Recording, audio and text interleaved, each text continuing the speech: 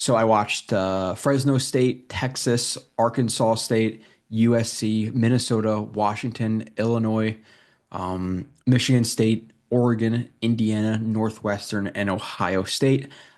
Towards the end of, or at the end of the review, we will obviously show, or I'll show my list of strengths and weaknesses, or share my list of strengths and weaknesses for Mason Graham. And obviously, as we know, I do these games in order. There's no specific reason for what plays I put up or anything like that at first. It's all about, especially for the people free on YouTube, it's all about what plays are just first. That's what you get. You get the first couple plays for free. Again, $3 a month. For just the YouTube, you can get the entire review where you get the list of strengths and weaknesses. And obviously you get an extra, 30, 40, 50 minutes of the film review niche. But if you're that diehard, you really want to break these plays down, let's do it. So Mason Graham starting right here is a loose five technique. Bull rushing high, I would say in terms of one of his not major weaknesses, but one of the more notable weaknesses he has is that when he does bull rush, he tends to bull rush high. He tends to bull rush with his hands wide, and it makes his bull rush stall. Where because of his power, he creates some initial pop on contact, but then it kind of stalls out because he won't, he comes into it high. So here he's rushing obviously he rushes the guard here. And when he comes into contact, one, the guard does a pretty good job of sinking down prior to their contact because he feels that bull rush coming, but who is lower? We can obviously tell clearly that the helmet and even the hips of the guard are lower, so he's probably going to win that rep. When you're going to be this high into your bull rush, one, he's standing pretty much, not necessarily straight up, but relatively straight up from the lower half. And when you're doing that, when you're not coming into contact linear, again, a good base, a little bit of bend with obviously a flat back, but with some bend from the waist with a flat back, being nice and linear into your bull rush, where you can roll your hips up and through the bull rushy. A lot of the bull rush initially, you pop on contact and you're pushing, but then after that, it's more about getting under it, rolling the hips up and through, and lifting the guy while you're pushing him backwards. But when you're going to be this high into contact, you're not going to be able to roll your hips, and obviously you're just working from a disadvantageous leverage point. So you're not really going to be able to win this rep. Get stalled out. He does lock him out. He does lock him out there, but it's going to stall. At that point, it's going to be very, very hard with his hands that high and his body that high to be able to actually bull rush that guard back. Now, obviously, the center knocks him off his spot anyway, so it doesn't matter. But that's one of the major, or one of the more notable weaknesses you see from Graham showing up right off the jump. This was another one for me that, so he's a very explosive athlete in short areas, but I do think he's a little bit tight, specifically in the lower half and the hips, where he can't really squeeze into gaps, with loose hips. So he's not able to really turn the corner as quickly as you want, or just kind of fit himself into gaps. And for me personally, I saw him lose a little bit more balance than I wanted him to see. And I think it comes from a tight lower half and him trying to squirt through places that his lower half really won't let him get through. And this is an example of it. We see him as what did he line up as a two technique here? Obviously sees, he's getting defended by two pass blockers being the center and the guard. So he decides to rush one who is working towards him. Does a good job closing ground with shorter strides, just like a receiver. Clubs him, arm over. But then this is where you see some of the tight hips come in. And I'm not saying it happened. This could just legitimately be a slip, but it happened too often, to the point where you think that he is actually a little bit tight, and you just see evidence of his hips being tight. So I get the comments oh, he just slipped there. It's just, it's just one play. It happens pretty frequently. So it leads me to believe that he's just not really able to. And this is, every example is not like this. There are times he'll squirt through this gap, but we can see him as he's trying to straighten out and get his base under him. He slips, falls on the ground, and obviously gets hit at the end there. But he was out of the play in general because he was gonna fall there unless he could dive at the quarterback's ankles. But again, good IDing of the pass protection, really strong club right there. We can see he's explosive in that short area to get lateral, right? Explosive in the short area to get lateral, but then when it comes to actually kind of turning into that A gap and kind of flattening his angle out, he ends up falling on the ground. And does he really slip? I don't think so. I think it's a thing where sometimes again his legs just kind of can't keep up with him. Nonetheless, ham pressure. So Graham pressure. He's going to be your three tech right here. He's just behind number one right there, the linebacker. You stack over top of him. This is again, you see the short area explosion from him here. You see the IDing of what this set is, what this play action set is. The guard vacates, right? And when the guard vacates like he does, the center is going to replace that guard. And instead of trying to squirt through that gap, he just figures he's going to be aggressive, take on the center. Now again, is he higher than the center? Yes. Is he standing relatively straight up? Yes. Um, the hands do land though. He's able to just a quick bull rush into him, knock him back a little bit, club him, throw himself by, arm over, and then he's going to rush through that gap. Again, a little bit of a pop, throw him by you. And the secondary thing that I like about Graham is one, his ability to like hold his line is good because he's pretty strong.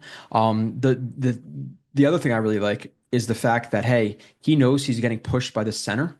So to hold his line and stay in more of a straight angle towards the quarterback, he doesn't want to get bubbled out here.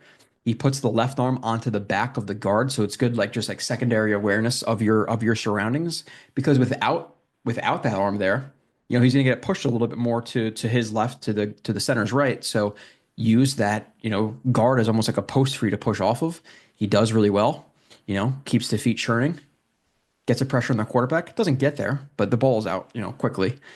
So, but it's a good job, right? Take on the center, IDing it, getting the hands inside again, relatively, still want to see him play a little bit lower.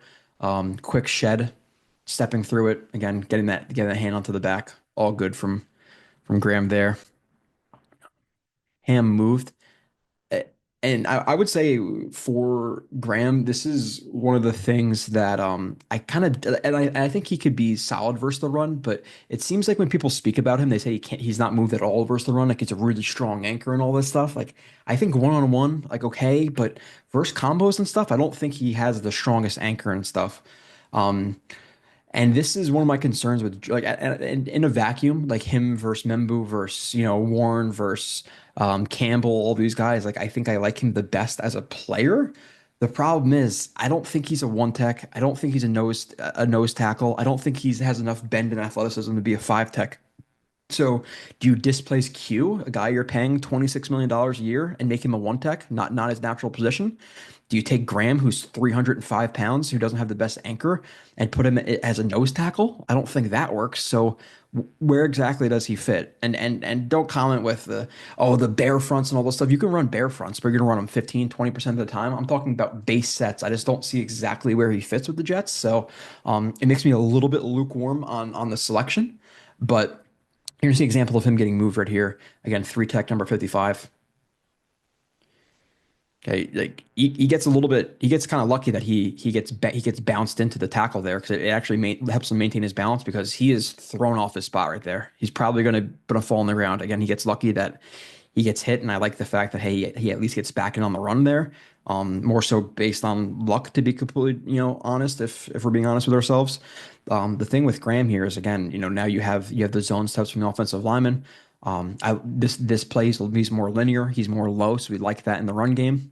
I think he does play lower in the run game than in the pass game, at least with consistency wise. Hands inside. The thing about this though, when you're realizing a combo is coming to you, we gotta sink those hips and we gotta get that right foot widened.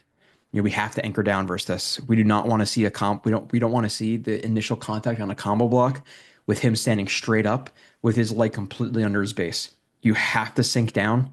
You have to extend this foot, work off of the instep. And if we're in a spot like this, we really want to dip that left shoulder into the tackle. We don't want to keep our chest open where now this guy can attack our chest. We want to give him a small surface area. So really, if you do see a combo coming, you want to again extend that right leg, get the instep, get on the instep, turn your body away from the guard. So if he does hit you, he's hitting you on the back, hitting you on the shoulder. It's not as effective as hitting you in the front of the shoulder into the chest. So extension, get that good grip on, turn yourself, lower yourself. Do not want to be standing straight up with your leg just under you. And at this point, look, he's working off of his toe, so he's not even on his instep. So it's not even like a shallow instep. So there's a reason he gets completely thrown off his spot. So that's technique and a little bit of power stuff there as well. Again, he gets back on the play. That's because he got bounced off the tackle, quite literally. Partial tackle for loss. Okay, he's a two tech right here.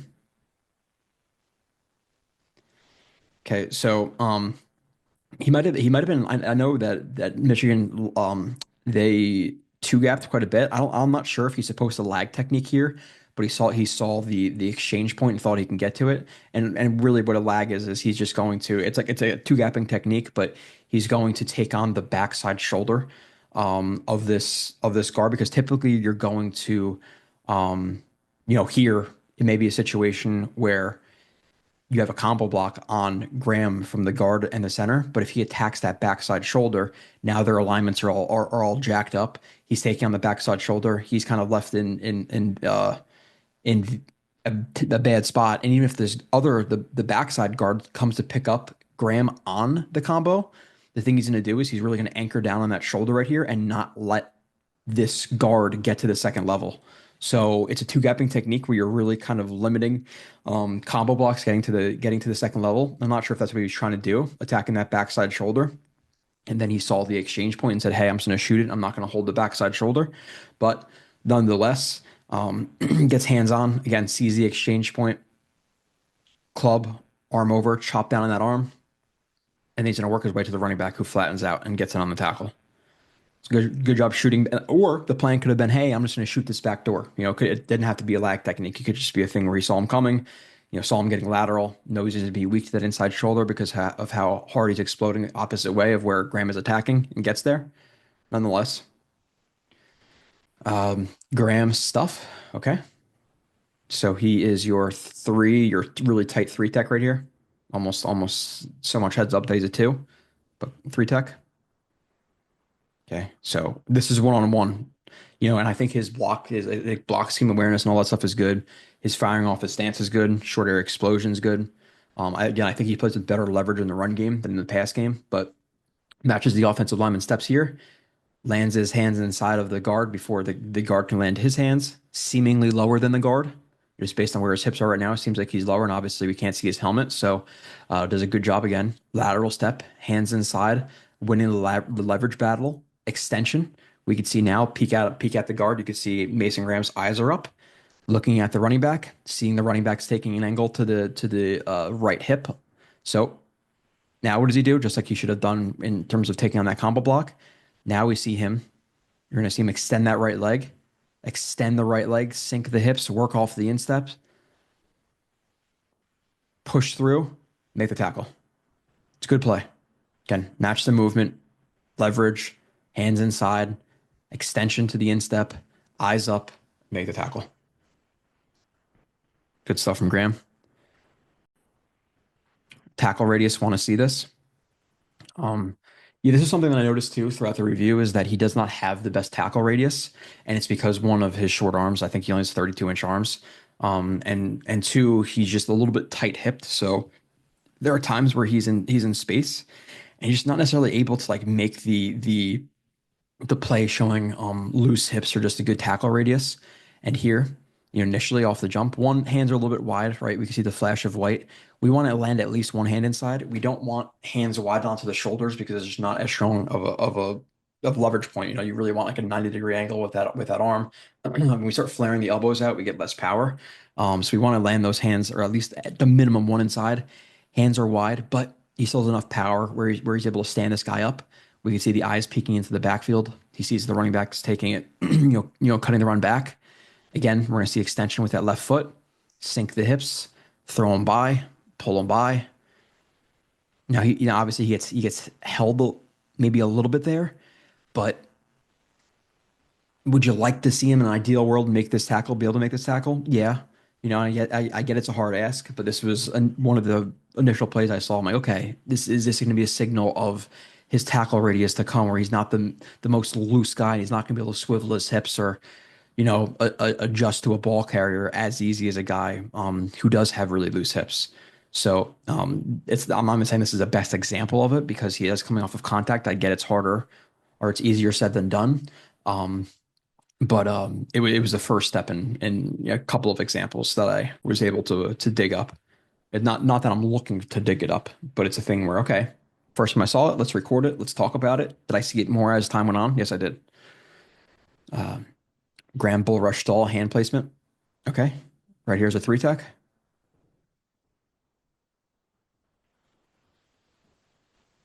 Right. Yeah, no, I clean my computer out a little bit too. I'm not sure. Like it seems like after 3 or 4 seconds, they tend to get laggy these videos, but you really only need 3 or 4 seconds most of the time. So I apologize for the lagginess at the end. I'm gonna get all this fixed with a Ethernet cable and stuff like that at the new house, and then eventually a new laptop because thing's been running for 8, 9 years with thousands of film plays being recorded and stuff. But again, another play where he's quick recognition. If the guard is pulling, who's filling where the guard is? Most likely the center. He immediately goes to attack the center. But what do we see? Hand coming hand wide. And then this is exactly what I'm saying in terms of the arms.